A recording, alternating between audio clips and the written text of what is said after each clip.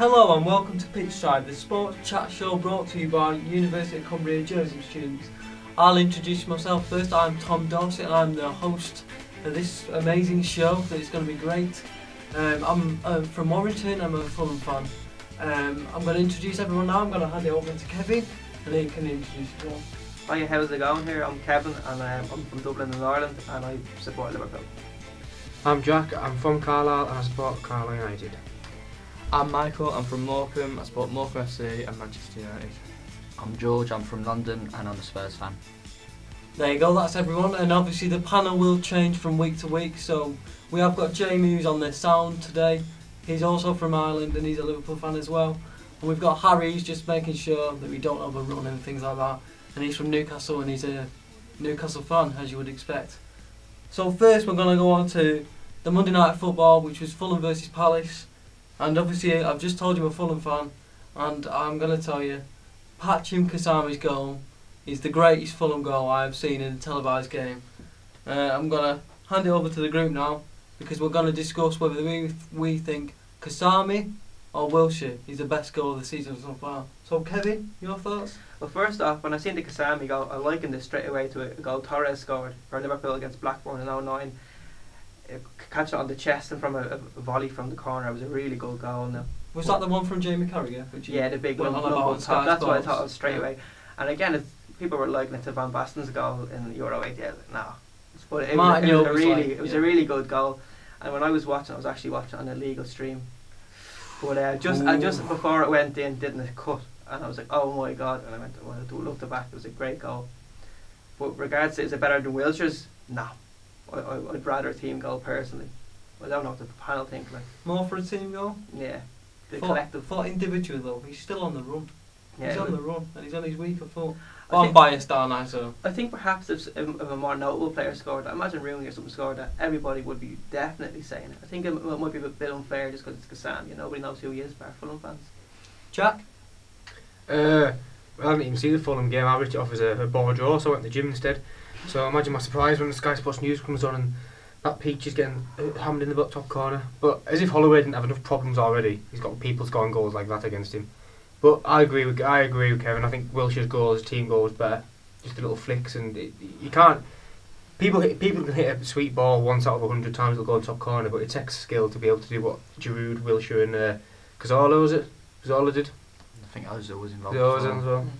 I think it takes skill to do what Kasami did. Oh yeah, but he could have done. He give him that ball 9,000 more times, and every single time it'll end up in the Thames.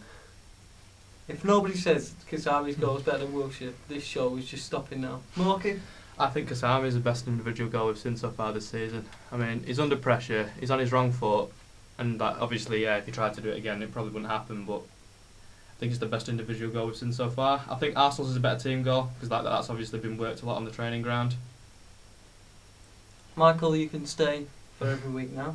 Yeah. Now George, finally.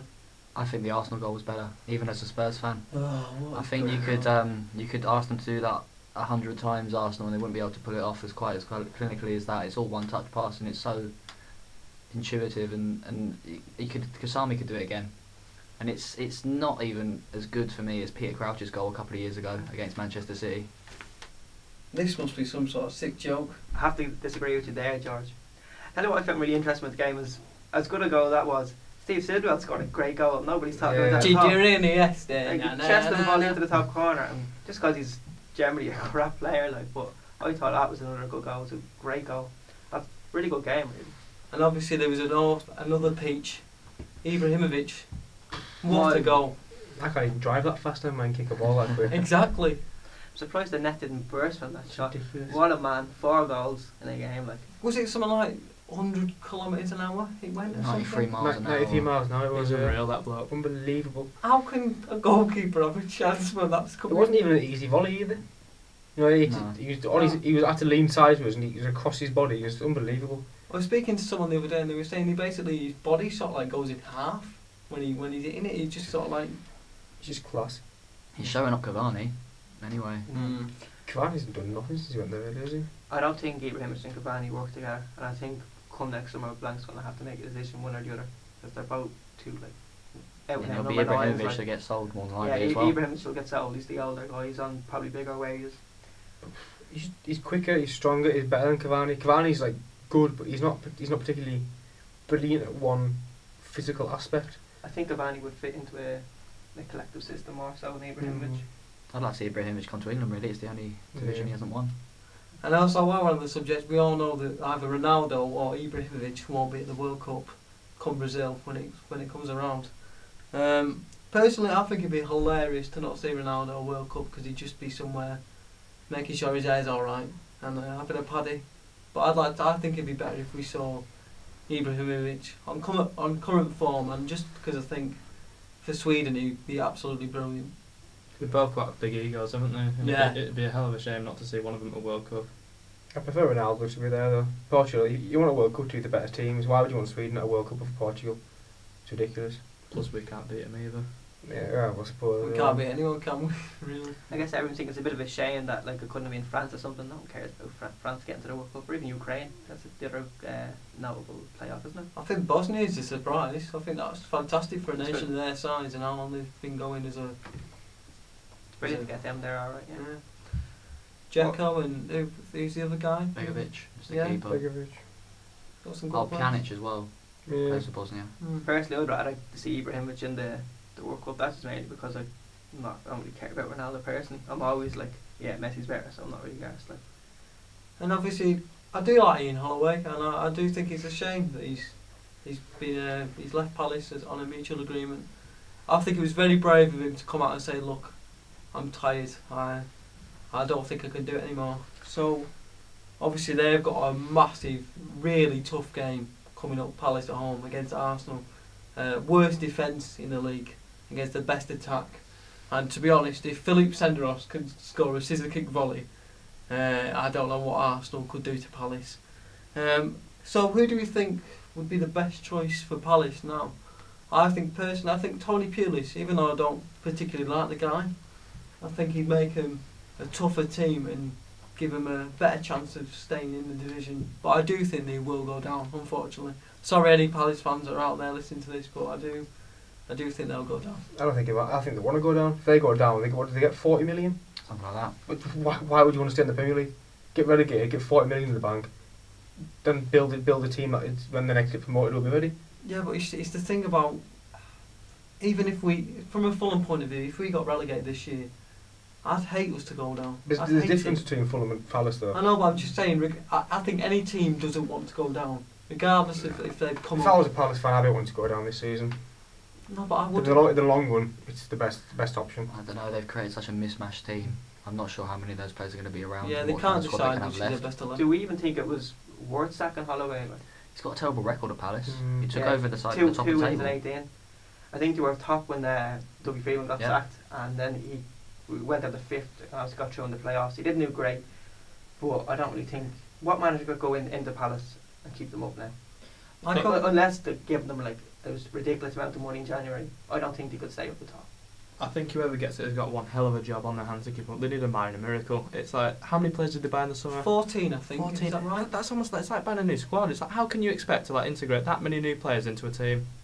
Surely you should have stuck with most of the ones that got you up and then added a few to make the squad better. And I think Mr. Sky Sports now, Gary Neville, even though I'm not a fan of the guy, he said something like, a lot of the squad is still championship players, and he still looks like it's a championship team playing in the Premier League at the moment for Palace, I think, and I can see Arsenal scoring 6 at least. I think the last couple of years. I think the last couple of years needs to be lessons for chairman to not change the squad massively. I mean, QPR last season, and Sunderland and Crystal Palace this season, it's not working, and it involves the manager getting sacked early on in the season and eventually relegation, and need to start thinking of more stable squads. We're going to move on now to another rather famous guy, Mr. Ferguson. He's had a bit of a say about a lot of ex-players.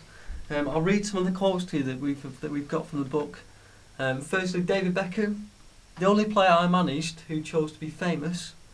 And then we've got Roy Keane. This is my favourite. The hardest part of Roy's body is his tongue, and he has the most savage tongue you can imagine. Yeah, I can imagine that, to be honest. Owen Hargreaves, there was something about him I just didn't like. It's a bit harsh. And Mark Bosnich, everyone's favourite Aussie. A terrible professional, and my other favourite, He ate too much.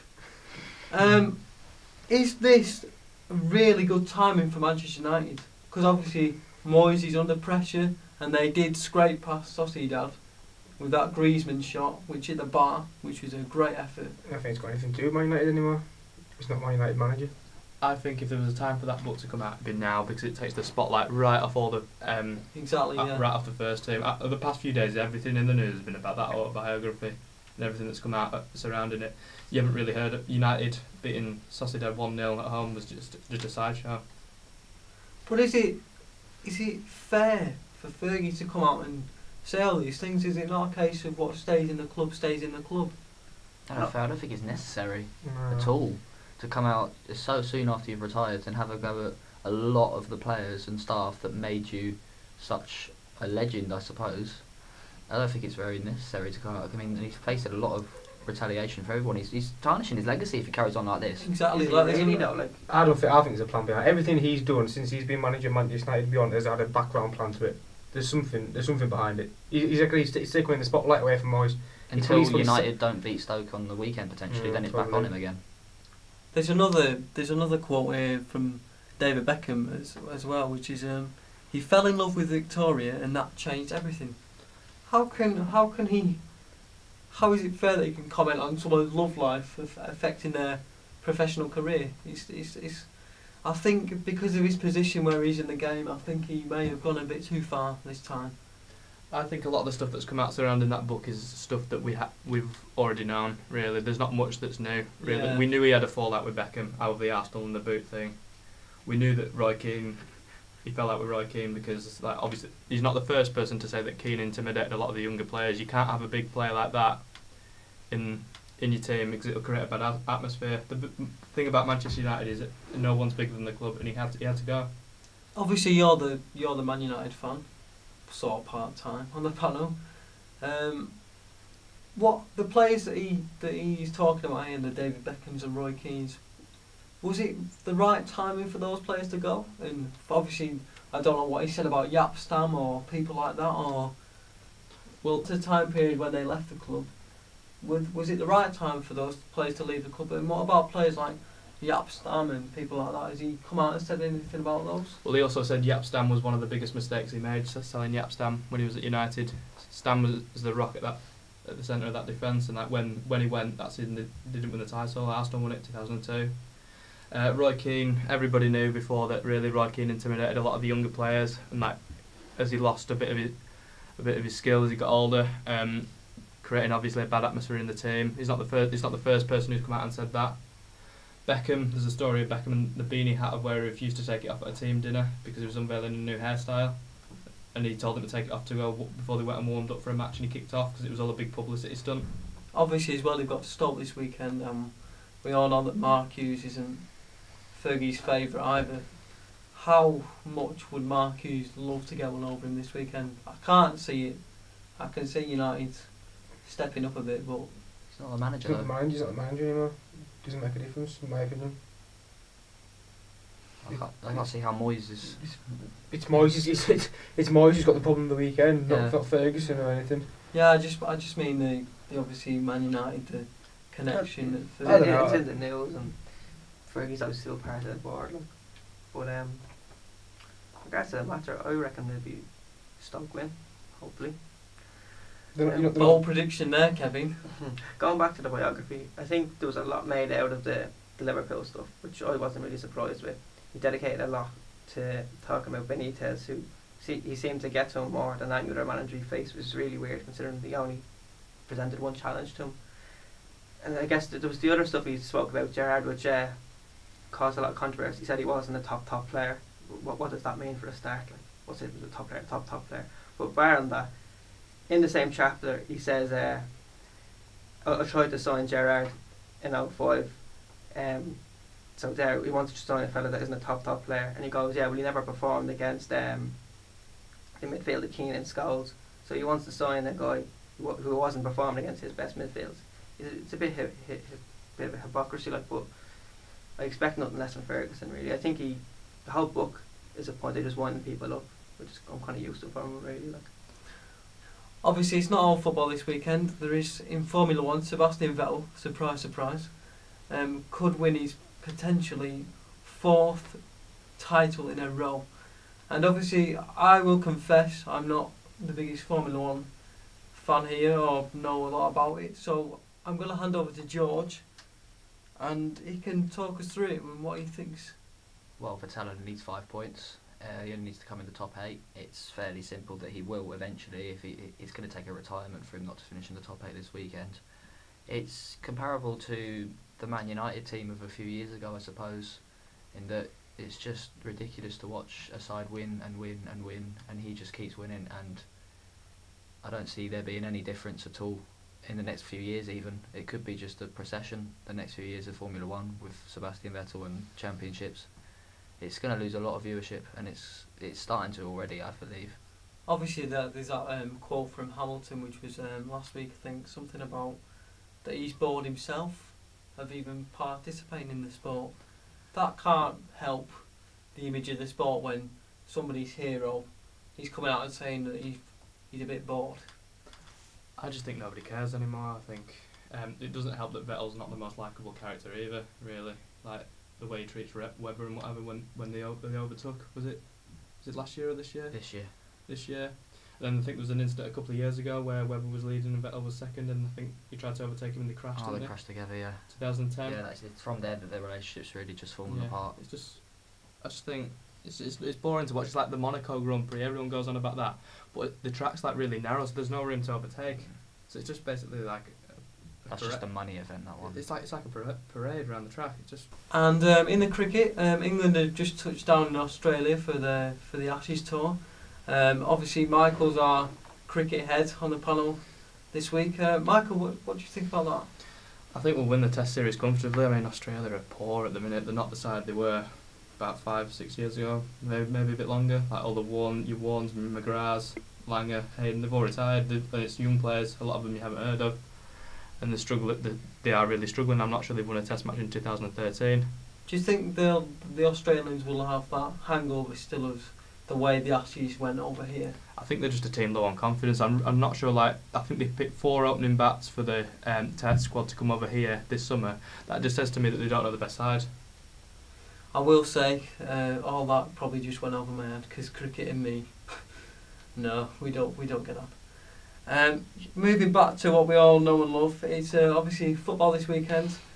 The standout games are City versus Chelsea with Sergio Aguero hitting form, and obviously Yaya Toure could be a bit upset this week because we all know about the CSKA Moscow potential racism chants that went on over there.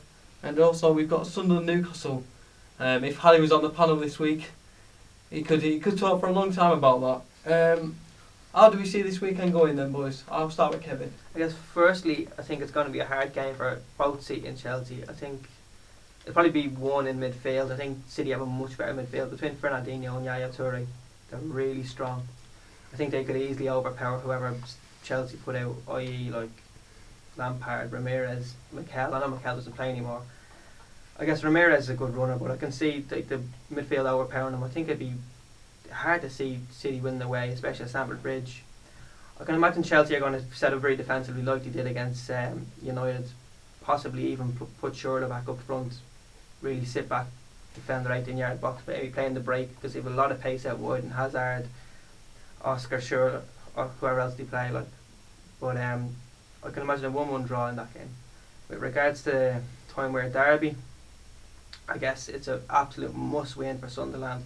If Sunderland don't win, I think they're relegated. I know it's only October, but you can't imagine a team coming back from 9 games that would be with 1 point.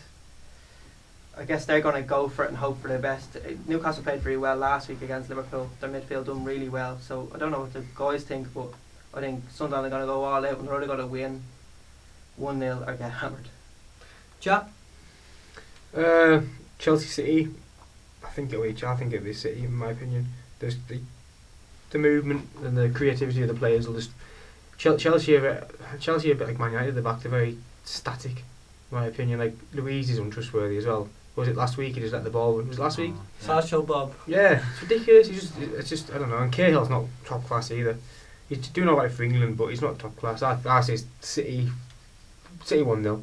Time with your derby. Well, the missus is a Newcastle fan, so I've got to say Newcastle. I agree. Points for you. I agree with Kevin though. I think if Sunderland lose, they're in deep trouble. But this is the game that I want to win more than anything, because if they beat Newcastle, it'll kickstart everything for them. That's how important this game is to them. So I've got to say Newcastle 2-1. And while with Jack, obviously we are in Cumbria and Carlisle United. They've only lost their last 1 in 7. Is the Cav factor still going strong? Yeah, it seems so. Well, the 6 games he's been in charge, won 4, lost 1 against Oldham. It was apparently a poor team performance, which is, I mean, at that level you always want to get them thrown in. And Shrewsbury threw it away. 94th minute winner to get a 96-minute equaliser. That was ridiculous. But yeah, the players just seem to be up for it. They seem to be up for it a lot more. I think under Abbott it went stale. A fresh face has brought about new performances. He's implementing a lot of sports science things at the minute. He's trying to bring the club forward a bit. He's made some great signings in Prince Bowerman and Pascal Chimbonda, it goes without saying. Yeah, he's made us hard. He said himself, he says with the players we've got, we're not going to dominate teams. So he's made us first of all hard to break down. Make the teams tire themselves out trying to beat us, and then when they are tired, hit them. It's obviously worked. We've beaten every team we've played. It's been a good side. We haven't played a bad side since he's taken over, and we've won. Well, we've taken nearly maximum points from all 6 games, so can't complain really. Do you think the quality of football has visibly improved because of the fact that Kavanagh has played at a top level with Sunderland and Wigan and obviously Ireland? Yeah. Do you think that is visible?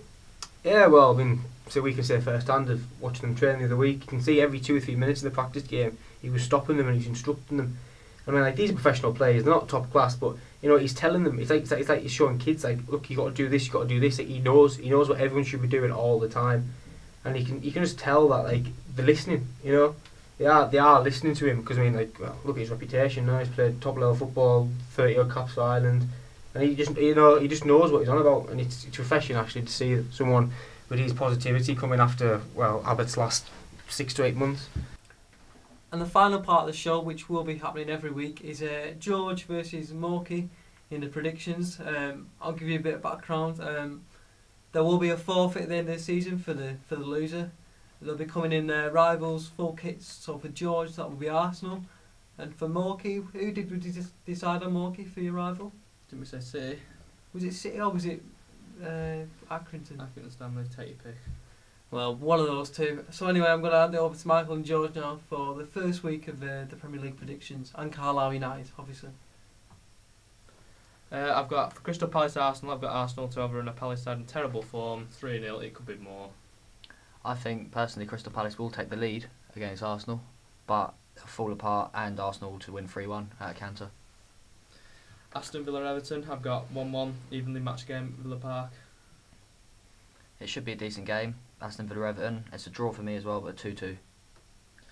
For Liverpool West Brom, I've got Liverpool 2-1. I think Liverpool will come through against West Brom at home. I don't think it might not be a good performance, but I think they'll win. And Liverpool side without Coutinho always struggles to score a lot of goals, so while I do think Liverpool win, it'll be a 1-0 job. Man United Stoke, I think United will scrape through at Old Trafford. Unconvincing win, it won't be pretty, but I think they'll get the job done. I keep feeling United will finally kick into gear and batter a team, and I think this weekend finally could be the one. 3-0. Stoke can't score for Toffee. For Norwich Cardiff, I've got 1-1. Even draw, 2 sides who are going to be bottom half come the end of the season. I think personally it could be the end for Chris Hughton soon, and that could be started with a 2-1 loss at home to Cardiff. For Southampton Fulham, I've got the same 1-1. You can keep your job, Marks. Yeah, I just think 1-1. Southampton have been in good form lately, but I think Fulham will get something. You can just see it. Yeah, I think Fulham have got their tails up. And you can keep your Monday job, night's George. football. We haven't know what it is yet. It might be a spirited loss. Oh, right, sorry. It's a draw. It's 1-1. For Sunderland Newcastle, the big one, I think it'll be a bad-tempered game. I think it'll be 1-1 because it's a cup final for Sunderland. They have to get something, but I can't see them winning it on recent form. I don't care how much Sunderland need to win. and have to win. They're not good enough to win, and they'll lose 2-0. For Chelsea Man City, I've got Mourinho's side to overcome City at home. I just think Chelsea are a very hard team to beat at Stamford Bridge. And even though City are probably the better team on paper, I can just see Chelsea winning it 2-1. Sort of predicted this with a Tottenham viewpoint, in that I hope it's a draw. And it's a home draw for Chelsea. It's a decent point for both sides, I suppose, in the end. 1-1. For Swansea West Ham, I've got 1-1. I think just standard mid-table clash, really.